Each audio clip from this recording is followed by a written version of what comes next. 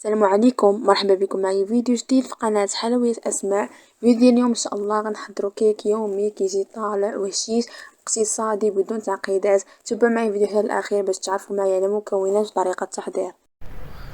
أول حاجة في المقادير غنحتاجو 4 البيضات اللي يكونوا بحرارة المطبخ، غادي نضيف عليهم فانيلا، غادي نضيف كأس نصف تاع سكر سنيدة،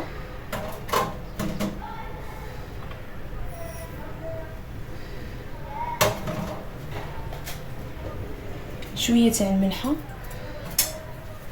غادي نخلط المكونات مع بعضياتهم حتى تذوب لينا السنيده مع البيض. غادي نضيف عليهم قشور تاع الليمون،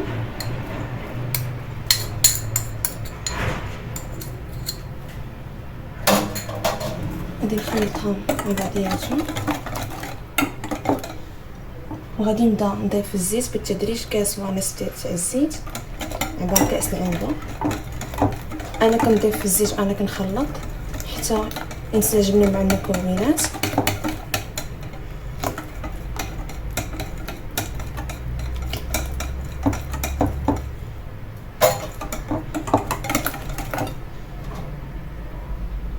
نضيف كاس نصف كاس الثاني،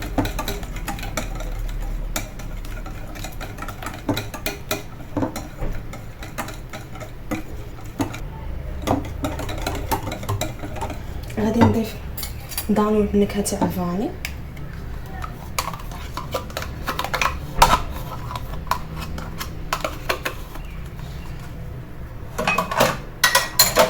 غادي نخلطو مع المكونات مزيان حتى ينسجم معاهم.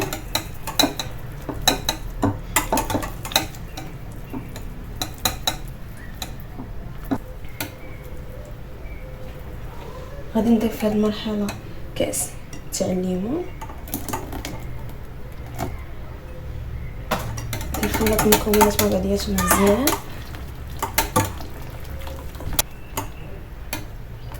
غادي نبدا نضيف الدقيق بالتدريج، نضيف الكاس الاول تاع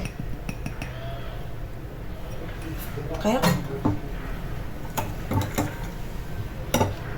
غادي نضيف معاه 2 خمارات تاع الحلوى عباره 8 غرام،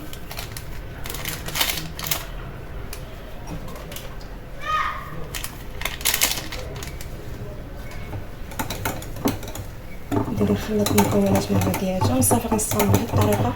انا كنضيف الدقيق، انا كنخلط حتى نحصل على القوام تاع الكيك. من بعد ما ضفت الدقيق كامل كيف ما كتشوفوا معايا كيجي القوام تاع الكيك على هذا الشكل. نقدروا نكتبوا فيه رقم 8 بهذا الشكل. غادي ناخذ المول، انا اختاريت هذا المول بهذا الشكل، دهنته بشويه تاع الزيت ورشيت فيه شويه تاع الدقيق.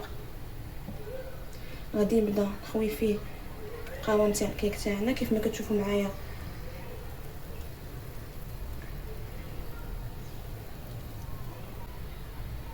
صافي غادي ندخلها الفران اللي مشعل على 170 درجه حتى طيب لينا. غنشعلو على من الفوق غير تحمر، ونرجعوا باش نشوفوا الشكل النهائي تاع الكيكه اللي حضرنا اليوم.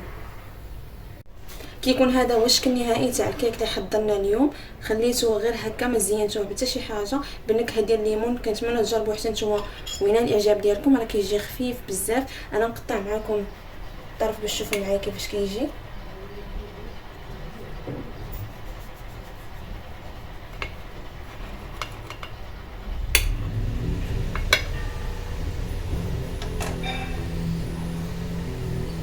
كيكون هذا هو الشكل النهائي تاع الكيك اللي حضرنا اليوم. كيجي خفيف من الداخل وكيجي رائع لا في الشكل ولا في المذاق. كنتمنى تجربوه حتى نتوما وينال الاعجاب ديالكم، ونتلاقاو في وصفه جديده ان شاء الله.